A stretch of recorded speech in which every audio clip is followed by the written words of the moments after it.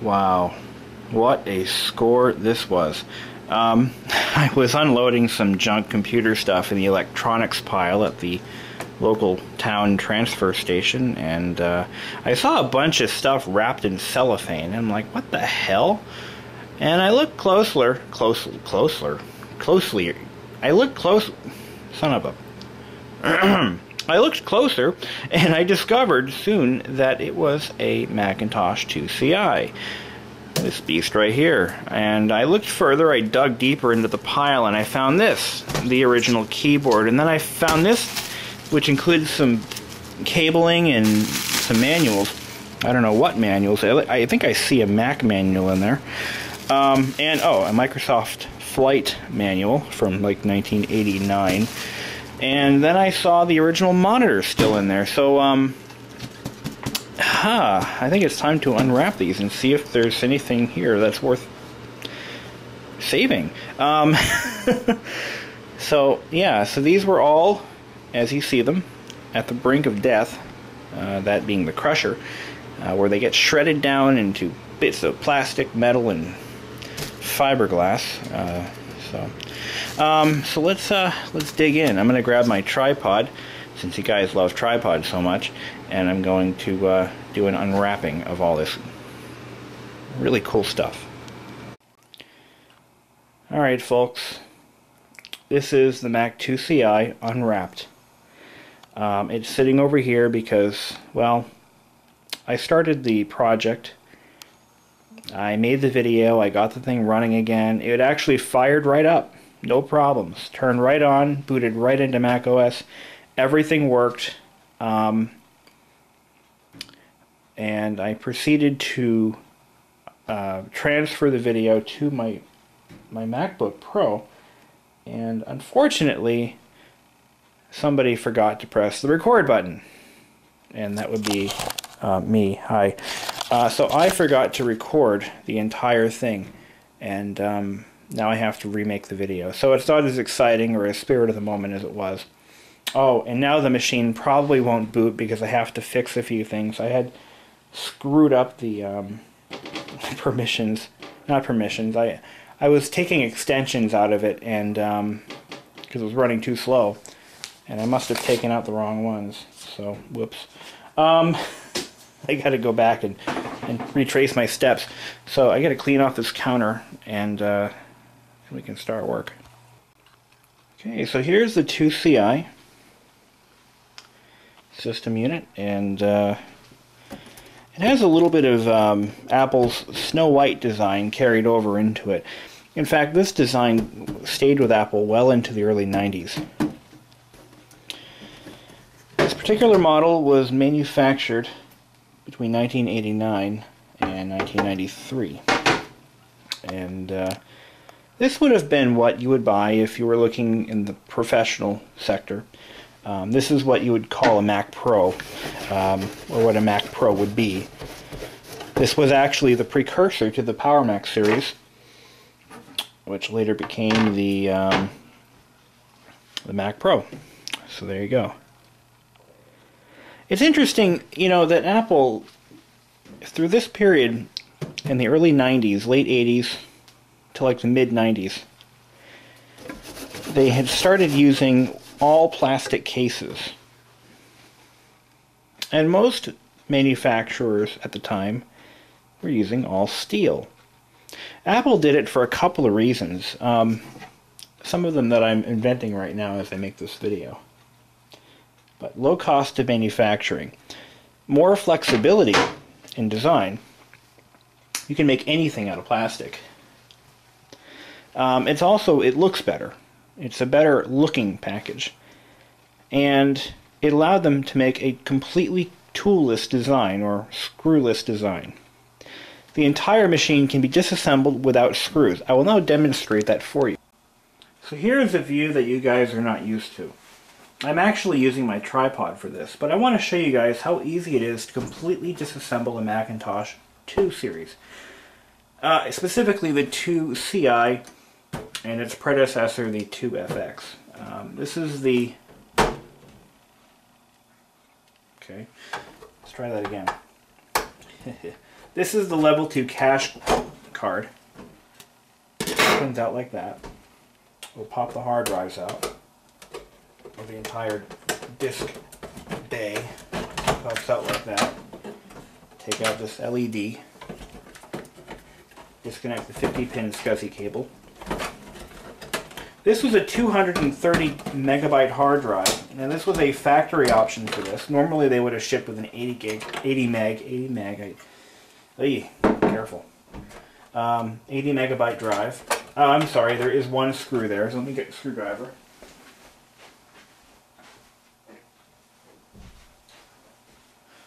Here we go. There is a screw, I'm sorry. I lied. That just holds the drive bay in place. That should just come right out. But, let's see here. I used to be really good at this. Oh, the power supply has to come out first. Okay, so I'm a lying man. I lied. And that comes out. Has to go this vertically. And I don't remember how to do it. Would you believe that? I don't remember how to take the power supply. Power supply out. I thought it lifted right out.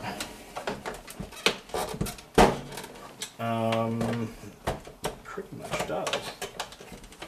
Yeah.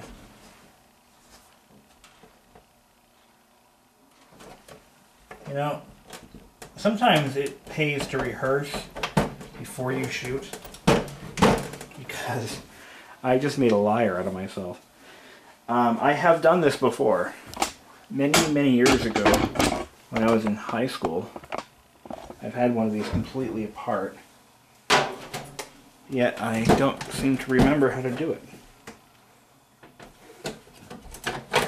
I know this comes out like that. There's our speaker. But the power supply itself, I don't recall ever having to remove any screws or anything. Oh, you know what? It like clips in somewhere. But where? It's resting on top of the drive cage. So you can't really take the drive cage until you take the power supply out. Oh, you know what? I think it plugs in. That's what it is. Here, let's try this. Wait a minute.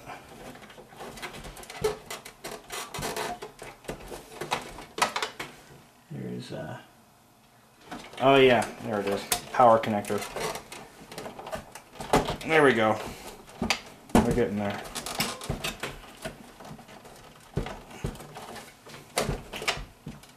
Yep, it's the power connector that was holding it in place. Then it just magically, deliciously slides out.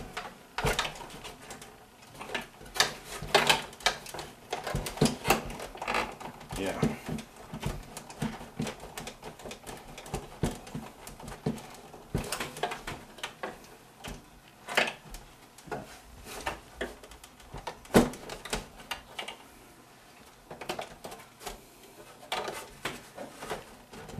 Serious? Are you serious right now? Are you really doing this to me?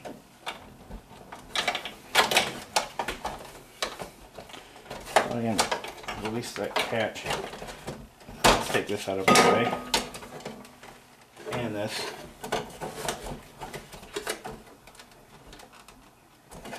Screw it up.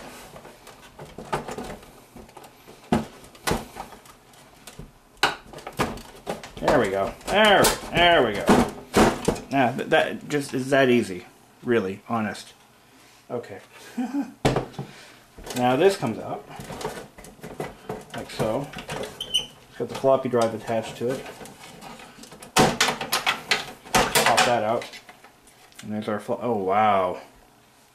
Look at that. I gotta bring this to work and clean it. Gross. Okay, we got that. And now for the motherboard. which is held in by like one clip or so. Not even, no, it just pops out. So there we go. Now we've pretty much disassembled the entire 2CI, and I'm now going to show you the developer's signatures, which are in the case here. I'll just pop the camera off the tripod for a minute.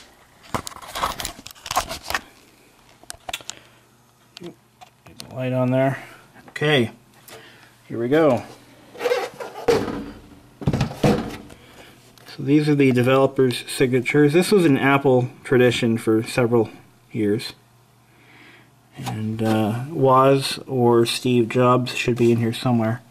No, they're not. That's right, they weren't even involved in this project, either one of them. So there you go.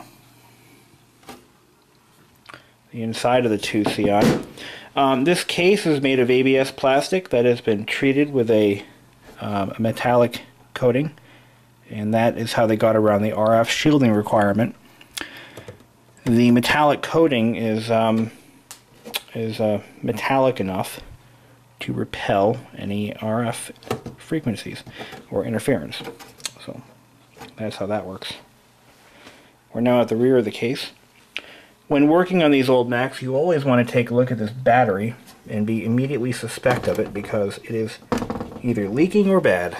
So I'll have to, once I get this board cleaned off, I'll do something about that. But for now, we'll put it back together again, and we'll produce the rest of this video. You know, in the Army, they used to practice field stripping Macintoshes, and then they'd move on to the rifles. Only kidding, that was a joke. They don't field strip Macs, but that should be something that they consider, I think. Slide that back in. The drive tray first. I'm going to blow this out by my mouth here. God, that's gross. There's so much dust in there. It's mad. Alright. Put this back in place. Reconnect our floppy drive.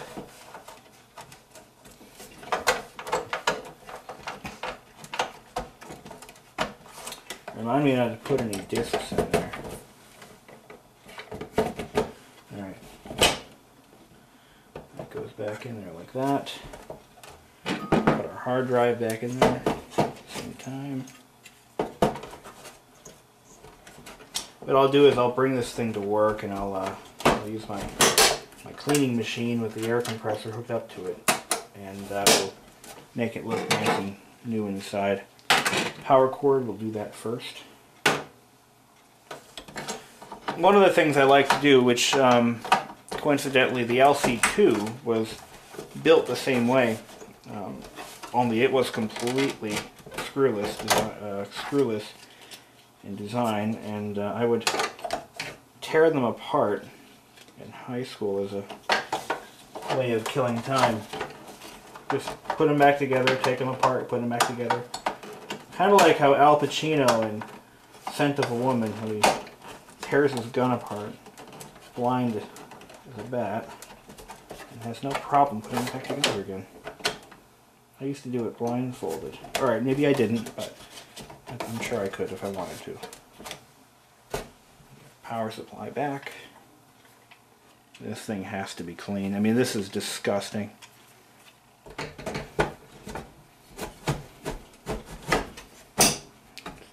Like that.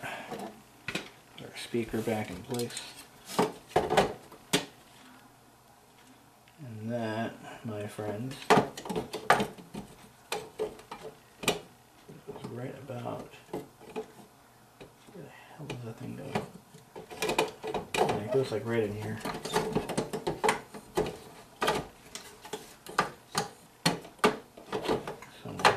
Some way. Yeah, there we go. And we're off and running.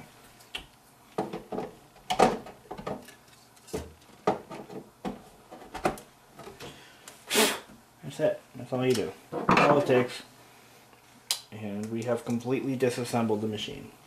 Now, if you watch some of the videos from Apple's, I believe it was their Palo Alto, California facility. They had a, it was somewhere in California. They had what was built as the most state-of-the-art factory in the United States of America. It worked a lot like the Lego factory and how the automation systems were designed.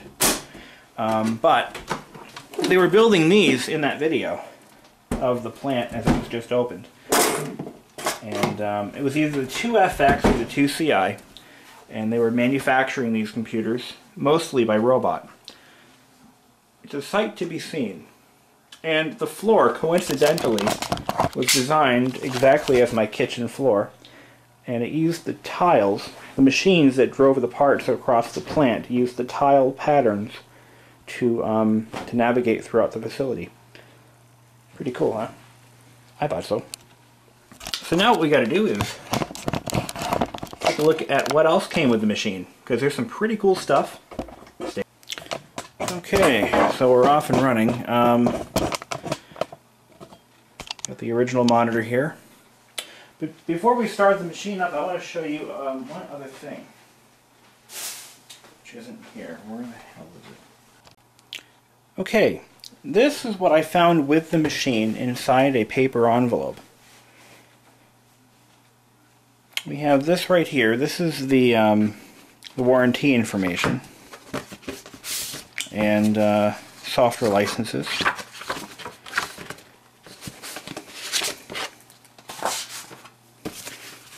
Sales invoices, which I'll show you in a minute.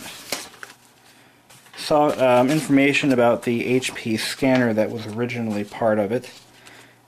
The original owner's business card. Microsoft Word version 5 license.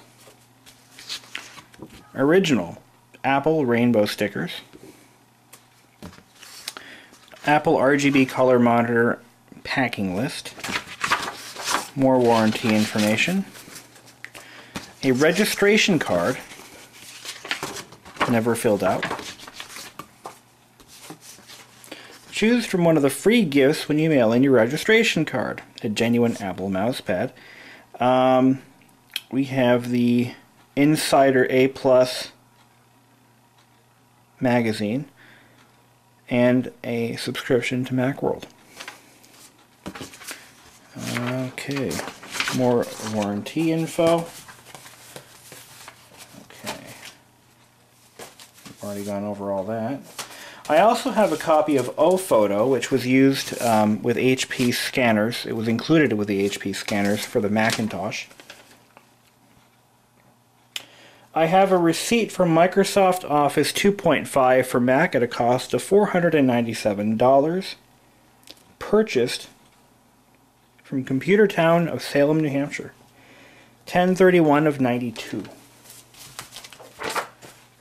Okay. Microsoft Flight Simulator Owner's Manual. No software, of course. That would be too cool. And we have an Apple RGB Color Monitors Owner's Manual.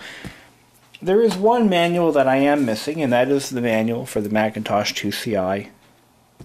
Oh, it was the 2CX that was the predecessor, I believe. I'm sorry. Anyway, now let's take a look at this sales slip. This is the original sales slip for this entire computer package,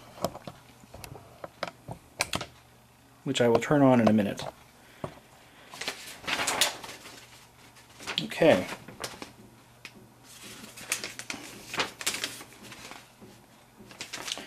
Macintosh IIci, here it is.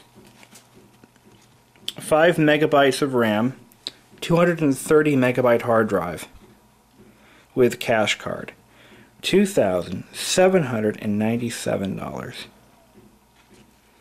1 megabyte of memory, $35, and he purchased 4 for $140. 13-inch high-resolution Apple Color monitor, cost of $627. The Apple II the Keyboard 2 $89. Apparently was not included in the Macintosh package, with a total cost of $3,653.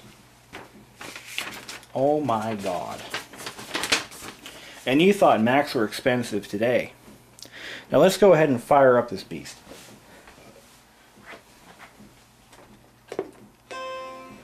Now, I have to boot it with extensions off because I screwed it all up, which I got on video.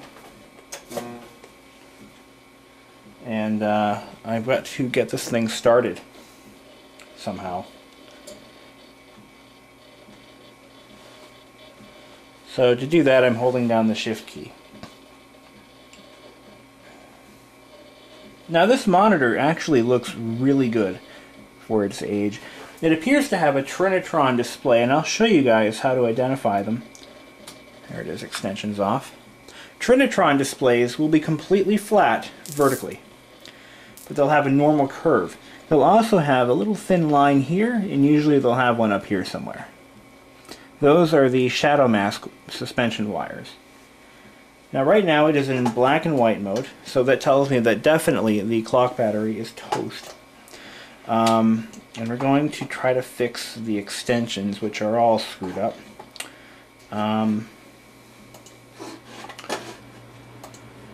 Let's rename this hard drive something appropriate.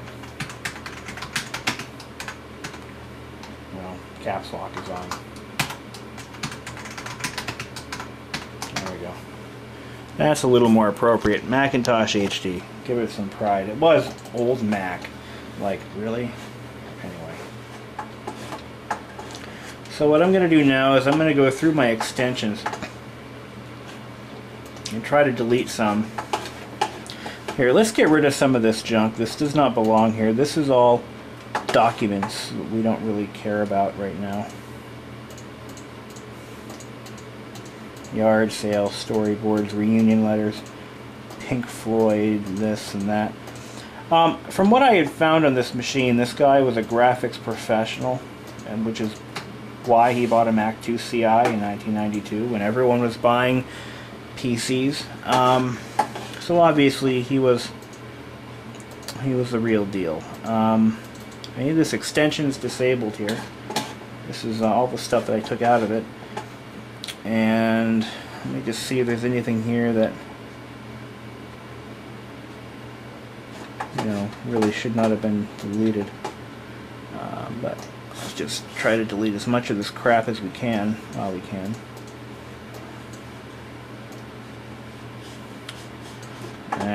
Here. I'm going to clean this up a little bit and then I'll start. Okay, so what I've just done is I've tried to bring the extensions menu back to what it should be from the factory, so there isn't anything excessive that's going to start up. Now let's see if it comes up this time. I had to take out a bunch of stuff from the control panel. I had to reorganize the fonts. Some of the fonts were in the wrong folder. They had to go back.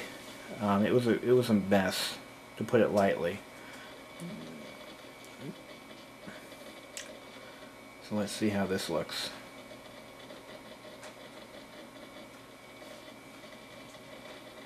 There's a couple of items that are still trying to load that I'm not entirely certain what they see. This is the Adobe Type Manager. That was something else. I still have to do some fine-tuning. But I also put it back into color mode, and look at that. It came right back to life. So let's see if it stays that way. I was able to get the original camera to work, which I don't think you guys have seen. This is the webcam. It's an old Connectix from about 1994. It uses the Apple serial port, printer port is what it's plugged into right now. So we're going to now take a look at the QuickCam application and see how that works now that we've gotten this thing running again. It really was in bad shape. It wouldn't really start up right. It took like 6 hours to start. It was bad. So let's see how this works. I'm going to launch Quick Movie. And you'll get to see, I have to put QuickTime back in there, so let's do that first. This is really easy. You take your extensions disabled folder. The extensions folder is a little bit like the library folder on a modern Unix-based Mac. And we're going to launch another. Right, we can't do that. So we have to take our. Yeah, you can't have two Macintosh HDs open at the same time, so yeah, I won't let you do that. So we'll open up our extensions folder in the system.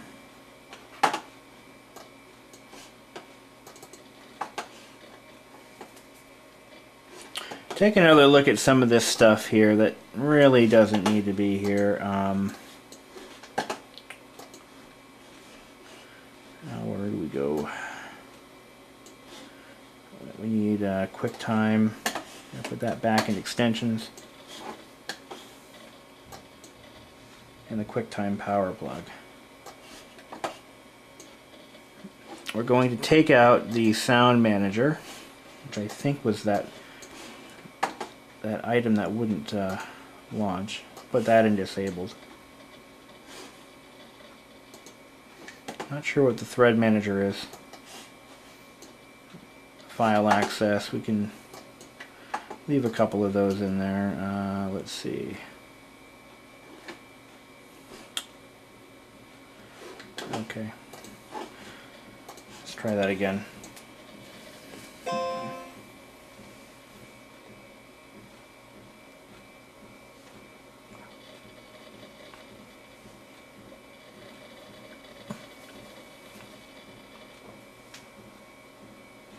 With these old Macs, it's pretty much, you see one, you've seen them all.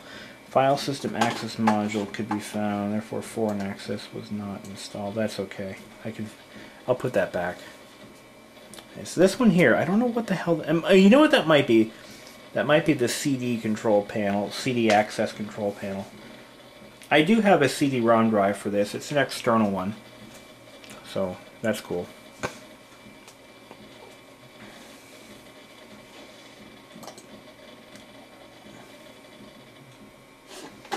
Might take a little bit of fine-tuning. I really should rebuild this machine, to be honest.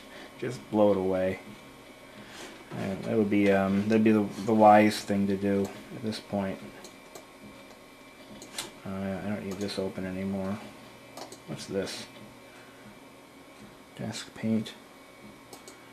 A lot of stuff I need to go through. A lot of this software I want to recover. I want to save it to floppies or whatever I got. Maybe CDs. And now we're looking for QuickCam. And we're going to launch QuickMovie. I didn't delete any of the extensions. All I did was put them into an extensions disabled, because you never know what extensions you might need later on. Some of the software I'm not familiar with. And, okay. Let's see if that camera comes up. Looks like it's trying to. Any minute now.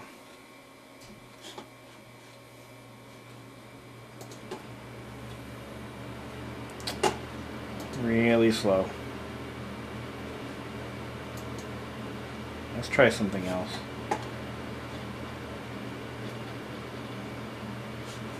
Let's try this. I know that the Quick Pick application did work when I tried it before. There it is.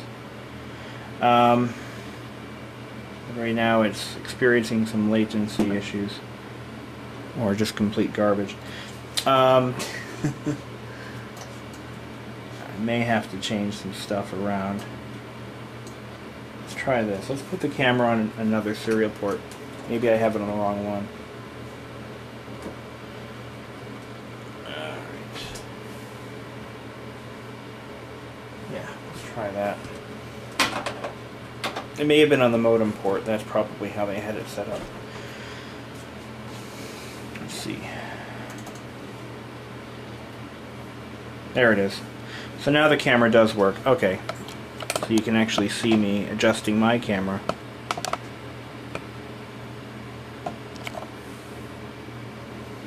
So it's not the fastest thing in the world, but it does work. You can brighten it up a little bit. This, my friends, was technology at its finest. This is a focus-free camera. It's a fixed focal length, or fixed focus camera. So there's no need to readjust the lens at all. So there you go.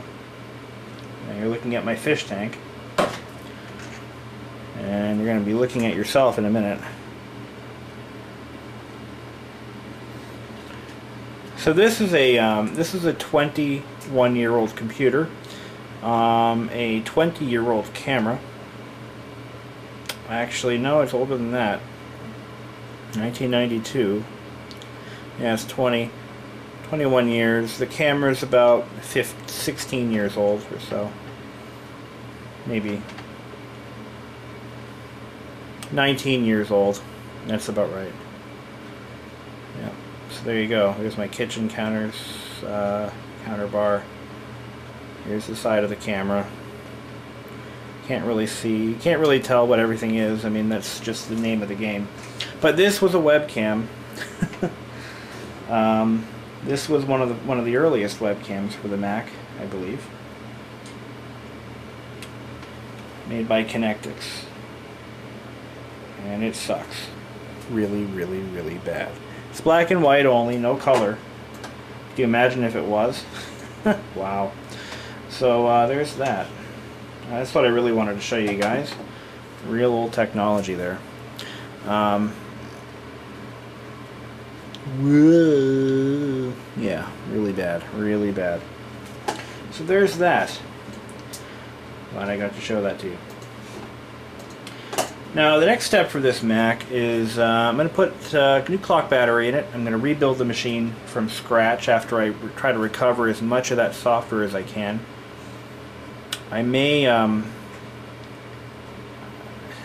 don't know what else I'm going to do. I'm going to plug in an external hard drive and try to make a duplicate of what's on here as much as I can.